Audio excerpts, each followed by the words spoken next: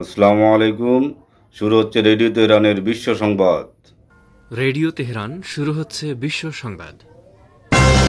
আসসালামু আলাইকুম। প্রথমেই বিশ্ব সংবাদের শিরোনাম। লেবাননের জন্য ইরানের সর্বোচ্চ নেতার বার্তা নিয়ে বৈরুতে ইরানের সংসদ স্পিকার লারিজানি যে কোনো পরিস্থিতিতে প্রতিরোধ ফ্রন্টকে সমর্থন দিয়ে যাবে ইরান। আমেরিকা নিজের দুর্বল হয়ে যাওয়ার কথা স্বীকার করছে বলে ইরানি জেনারেলের মন্তব্য। হামলার শিকার মার্কিন রণতরী পালিয়ে বেড়াচ্ছে বলে হুথি নেতার দাবি। বাংলাদেশের ক্ষমতাসীন অন্তর্বর্তীকালীন সরকারকে কোনোভাবে ব্যর্থ হতে দেওয়া যাবে না বলে প্রত্যয় জানালেন বিএনপির ভারপ্রাপ্ত চেয়ারম্যান তারেক রহমান। এবং ভারতের মণিপুর রাজ্যে ৬ মৃতদেহ উদ্ধারের পর ব্যাপক বিক্ষোভ।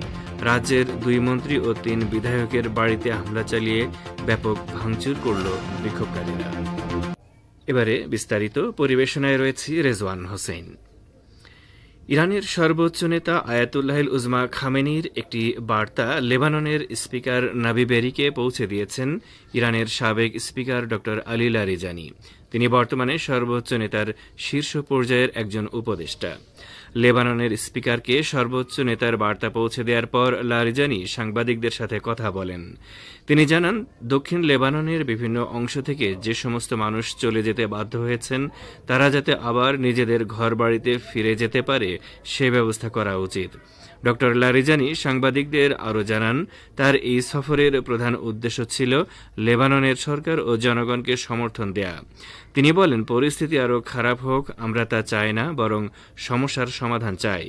আমরা লেবাননের সেই সমস্ত মানুষকে সমর্থন করি যারা ইহুদিবাদী ইসরায়েলের যুদ্ধবাজ প্রধানমন্ত্রী বেনিয়ামিন নেতানিয়াহু ও তার সাঙ্গপাঙ্গদের বিব্রত করেছে। এদিকে ইরান যে কোনো পরিস্থিতিতে আঞ্চলিক প্রতিরোধ ফ্রন্টকে সমর্থন দিয়ে যাবে বলে প্রত্যয় জানিয়েছেন ইরানের সর্বোচ্চ নেতার অন্যতম উপদেষ্টা ও সাবেক parliament speaker Ali Larijani. Lebanon সফররত লারিজানি শুক্রবার রাজধানী বৈরুতে দেশটির পার্লামেন্ট স্পিকার নাবি বেররির সঙ্গে সাক্ষাৎ শেষে সাংবাদিকদের সঙ্গে আলাপকালে এ প্রত্যয় জানান। সংবাদ সম্মেলনে ইরান প্রতিরোধ ফ্রন্টের প্রতি সমর্থন প্রত্যাহার করে নিয়েছে কিনা একজন সাংবাদিকের এমন প্রশ্নের উত্তরে লারিজানি বলেন, আমার মনে হয় আপনি সাধারণ মানুষের ঠাট্টাকে বাস্তবতা হিসেবে ধরে নিয়েছেন। এসব উদ্ভট কথা কে বলে? এরপর তিনি বলেন, আমরা যে কোনো পরিস্থিতিতে প্রতিরোধ ফ্রন্টকে সমর্থন দিয়ে যাব। ঠিক এই বার্তাটি পৌঁছে দেওয়ার জন্যই তিনি বৈরুত সফরে গেছেন বলে জানান লারিজানি। তিনি বলেন, লেবাননের জনগণ এবং তাদের আশা আকাঙ্ক্ষার প্রতি সমর্থন জানানোকে ইরান নিজের কর্তব্য হিসেবে নির্ধারণ করেছে। যত দ্রুত সম্ভব লেবানন পরিস্থিতির উন্নতি হবে বলে ইরানের এই কর্মকর্তা আশা প্রকাশ করেন। ইরান বলেছে, আমেরিকার হারানো গৌরব আবার ফিরিয়ে আনার যে ঘোষণা দেশটির নির্বাচিত প্রেসিডেন্ট ডোনাল্ড ট্রাম্প দিয়েছেন তাতে বোঝা যায় দেশটি কতটা দুর্বল হয়ে পড়েছে। একই সঙ্গে মার্কিন আধিপত্যের মোকাবেলায় একটি মুসলিম সেনাবাহিনী গঠন করারও প্রস্তাব দিয়েছে তেহরান। ইরানের ইসলামী বিপ্লবী গার্ড বাহিনী বা আইআরজিসির সাবেক প্রধান কমান্ডার ও নীতি নির্ধারণী পরিষদের সদস্য মোহসেন রেজাই ইরানের উত্তর পূর্বাঞ্চলীয় শহর মাশহাদে এক অনুষ্ঠানে দেয়া বক্তব্যে এই প্রস্তাব দেন। তিনি বলেন, ডোনাল্ড ট্রাম্প আমেরিকাকে আবার মহান করুন বলে যে স্লোগান দিচ্ছেন তাতে বোঝা যায় দেশটি কতটা অপদস্থ ও দুর্বল হয়ে পড়েছে। রেজাই বলেন, ইসরায়েলের অপরাধী প্রধানমন্ত্রী নেতানিয়াহু বর্তমানে পশ্চিম এশিয়ায় যে নজিরবিহীন অপরাধযজ্ঞ চালাচ্ছে তার প্রতি আমেরিকা অন্ধ সমর্থন দিয়ে যাচ্ছে। ইরান গোটা অঞ্চলে একটি বৃহত্তর যুদ্ধ ছড়িয়ে পড়া রোধ করতে চায় জানিয়ে তিনি বলেন, এর অর্থ এই নয় যে ইসরায়েল ও তার পৃষ্ঠপোষকরা পশ্চিম এশিয়ায় যা খুশি তাই করবে কিন্তু কোনো জবাব পাবে না। ইয়েমেনের হুথি আনসারুল্লাহ আন্দোলনের প্রধান সৈয়দ আব্দুল মালিক বদরুদ্দিন আল হুথি বলেছেন, তার দেশের সামরিক বাহিনী ইহুদিবাদী ইসরায়েলের বিরুদ্ধে অভিযান অব্যাহত রেখেছে। তিনি জানান, চলতি সপ্তাহে ইয়েমেনের সেনারা ২৯টি ব্যালিস্টিক ও ক্রুজ ক্ষেপণাস্ত্র দিয়ে অভিযান চালিয়েছে। পাশাপাশি ইসরায়েল বিরোধী অভিযানে বহু ড্রোন ব্যবহার করা হয়েছে। আব্দুল মালিক আল হুথি বলেন, ইহুদিবাদী ইসরায়েলের জাফা, আশকেলন উম্মুল রাশাস বা এইলাত এবং নেগেব মরুভূমির একটি বিমান ঘাঁটি আমাদের সামরিক অভিযানের মুখে পড়েছে। মালিক আল হুথি বলেন, উল্লেখযোগ্য বিষয় হচ্ছে আরব সাগরে মার্কিন বিমানবাহী রণতরী ইউএসএস আব্রাহাম লিঙ্কনের ওপর ক্ষেপণাস্ত্র হামলা। লোহিত সাগর থেকে ওই রণতরী সরিয়ে নেয়ার পর এ পর্যন্ত এ ধরনের জাহাজ লোহিত সাগরে প্রবেশ করেনি। ইয়েমেনের হামলার ভয়ে মার্কিন রণতরী লোহিত সাগর এলাকা এড়িয়ে চলছে। তারা আরব সাগর, ভারত মহাসাগর এবং আফ্রিকার কোনো কোনো উপকূলে অনেকটা ছদ্মবেশ ধারণ করে চলাচল করছে। ফিরে আসি বিশ্ব সংবাদে। বাংলাদেশে বিএনপির ভারপ্রাপ্ত চেয়ারম্যান তারেক রহমান বলেছেন, অন্তর্বর্তীকালীন সরকারকে কোনোভাবে ব্যর্থ হতে দেওয়া যাবে না, কারণ এই সরকার বাংলাদেশের গণতান্ত্রিক মানুষের আন্দোলনের ফসল। বর্তমান সরকার ব্যর্থ হলে আমরা সবাই ব্যর্থ হব। আজ জাতীয়তাবাদী টেক্সটাইল ইঞ্জিনিয়ার্স অ্যাসোসিয়েশন অব বাংলাদেশের তৃতীয় জাতীয় কাউন্সিলে প্রধান অতিথি হিসেবে ভার্চুয়াল বক্তব্যে তিনি এসব কথা বলেন। তারেক রহমান বলেন, এই সরকারকে ব্যর্থ করতে পতিত স্বৈরাচার ও তাদের দোসররা বসে নেই। সরকার বাংলাদেশের গণতান্ত্রিক মানুষের আন্দোলনের ফসল, তাই এই সরকার ব্যর্থ হলে আমরা সবাই ব্যর্থ হব। তাদের কিছু কিছু সিদ্ধান্ত জন আকাঙ্ক্ষার বিপরীতে যাচ্ছে। জনগণ ভাবছে সরকার নিজেদের ভালো সিদ্ধান্তগুলো চাপিয়ে দিতে চাইছে। তিনি বলেন, দেশ প্রকৃত অবস্থায় ফিরে এসেছে, কারণ পতিত স্বৈরাচার পালিয়েছে। ফ্যাসিবাদ সরকারের 16 বছরের জঞ্জাল 3 মাসে দূর করা সম্ভব নয়, কিন্তু তাদের কাজে সন্তুষ্ট না হলে জনগণের প্রশ্ন তোলাও অস্বাভাবিক নয়। কোনো ভুল পদক্ষেপে সমালোচনা হবেই, সরকারের অদক্ষতা হিসেবে তা বিবেচিত হবে। রোহিঙ্গা সংকট সমাধানে বাংলাদেশ তার প্রধান প্রতিবেশী দেশগুলোর কাছ থেকে আশানুরূপ সমর্থন পায়নি বলে মন্তব্য করেছেন অন্তর্বর্তী সরকারের পররাষ্ট্র উপদেষ্টা তৌহিদ হোসেন। আজ ঢাকায় বে অফ বেঙ্গল সংলাপের উদ্বোধনী অনুষ্ঠানে দেওয়া বক্তব্যে তিনি এই মন্তব্য করেন। তৌহিদ হোসেন বলেন, গত 8 বছরে আমাদের বড় প্রতিবেশীদের কাছ থেকে আমরা যতটা সমর্থন আশা করেছিলাম তা আসেনি। ভূরাজনৈতিক জটিলতার ব্যাখ্যা দিতে গিয়ে পররাষ্ট্র উপদেষ্টা বলেন, প্রশ্ন আসে, চীন কেন বাংলাদেশের পক্ষে সমস্যা সমাধানে এগিয়ে আসছে না?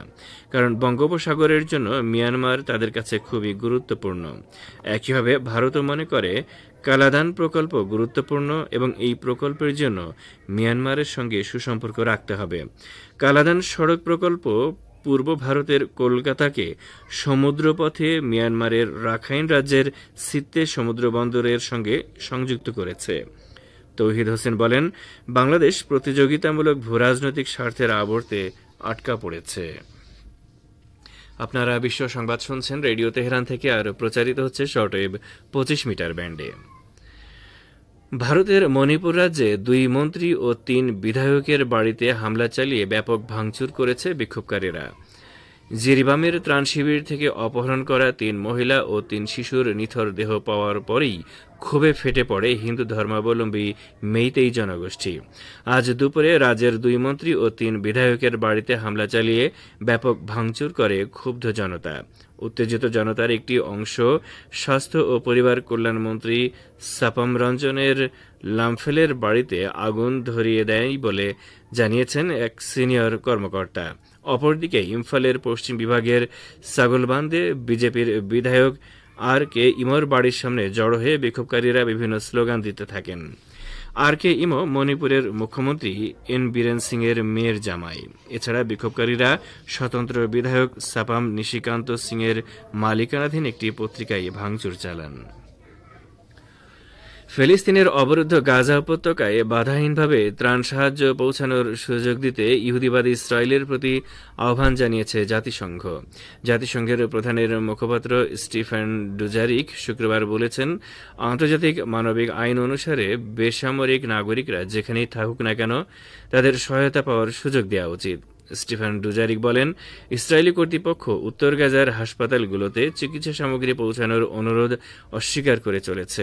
তিনি বলেন, বিশ্ব স্বাস্থ্য সংস্থা আমাদের বলে যে ইসরায়েল কর্তৃপক্ষ উত্তর গাজার কামাল আদ-দাওয়ান এবং আল আউদা হাসপাতালে চিকিৎসা সামগ্রী পৌঁছানোর অনুরোধ নাকচ করেছে। ডুজারিকের মতে, গত সপ্তাহে হাসপাতালে একটি আন্তর্জাতিক জরুরি মেডিকেল টিম মোতায়েনের 3 দফা প্রচেষ্টায় বাধা দিয়েছে ইসরায়েল। উত্তর গাজা 1 মাসেরও বেশি সময় ধরে সর্বাত্মক অবরোধের মুখে রয়েছে এবং সেখানকার লোকজনকে সরিয়ে নেওয়ার নির্দেশ দিয়েছে ইসরায়েল। সেখানে ব্যাপক হত্যাযজ্ঞ চালাচ্ছে দখলদার সেনারা। ইউরোপীয় ইউনিয়নের পররাষ্ট্র নীতি বিষয়ক প্রধান জোসেফ বোরেল ফিলিস্তিনের অবরুদ্ধ গাজা উপত্যকা এবং লেবাননে ইসরায়েলি যুদ্ধাপরাধ মোকাবেলা করার জন্য প্রয়োজনীয় পদক্ষেপ নেওয়ার আহ্বান জানিয়েছেন।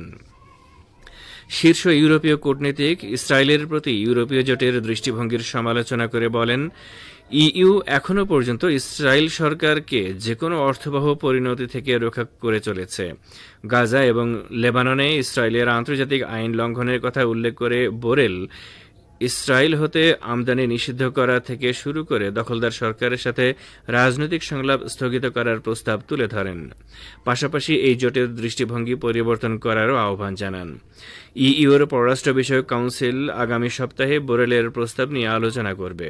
গাজা ও লেবাননে স্বাস্থ্যসেবা কর্মীদের উপর ইসরায়েলের সমালোচনা করে তিনি বলেন, এটি আন্তর্জাতিক মানবাধিকার আইনের গুরুতর লঙ্ঘন।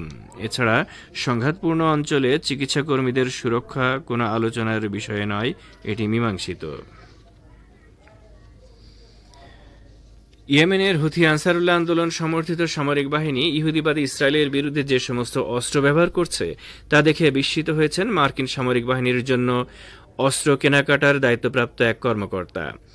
বিল লা প্লান্টে নামের এই কর্মকর্তা ওয়াশিংটনে নিউজ ওয়েবসাইট এক্সিওস আয়োজিত এক অনুষ্ঠানে বিস্ময় প্রকাশ করেন। গত 6 মাসে ইয়েমেনের সামরিক বাহিনীর গুণগত অভিযান পরিচালনার কথা উল্লেখ করে তিনি বলেন, আমি নিতান্তই বিস্মিত। বিল লা প্লান্টে আরও বলেন, ইয়েমেনের সামরিক বাহিনী দিন দিন তাদের ভাণ্ডারে উন্নত মানের অস্ত্রের মজুদ বাড়াচ্ছে।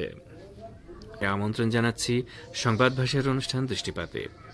পশ্চিমা সরকারগুলো সবসময় নিজেদেরকে বাক স্বাধীনতার রক্ষক হিসেবে জাহির করছে, কিন্তু গাজা যুদ্ধ ইস্যুতে তাদের আসল চেহারা বের হয়ে এসেছে। এ সম্পর্কে এখন রয়েছে আমাদের ভাষ্যকারের একটি পর্যালোচনা। শুনুন সোহেল আহমেদের পরিবেশনায়। পশ্চিমা সরকারগুলো সবসময় নিজেদেরকে বাক স্বাধীনতার রক্ষক হিসেবে জাহির করছে। শুধু তাই নয়, বিশ্বের কোন দেশে কতটুকু বাক স্বাধীনতা বা মত প্রকাশের স্বাধীনতা রয়েছে সেটা পরিমাপ করার দায়িত্বটাও স্বেচ্ছায় তারাই নিয়ে নিয়েছে। এটি এখন বিভিন্ন দেশের বিরুদ্ধে চাপ প্রয়োগের এক বড় হাতিয়ার। কোন দেশের উপর চাপ প্রয়োগের প্রয়োজন হলেই অন্য নানা ইস্যুর পাশাপাশি মত প্রকাশের স্বাধীনতাকে ইস্যু বানায় আমেরিকা ও ইউরোপ। কিন্তু গাজা যুদ্ধ বাক স্বাধীনতার বিষয়ে পশ্চিমাদের দাবির অসারতা সুস্পষ্ট করেছে। গত বছর গাজায় ইসরায়েলের নির্বিচার হত্যাযজ্ঞ শুরুর পর বিশ্বের অনেক সাংবাদিক হামলাকারীদের সমালোচনা করেছেন, কিন্তু এসব সাংবাদিক বাক স্বাধীনতার দাবিদার দেশগুলোতেই মারাত্মক বাধার সম্মুখীন হয়েছেন।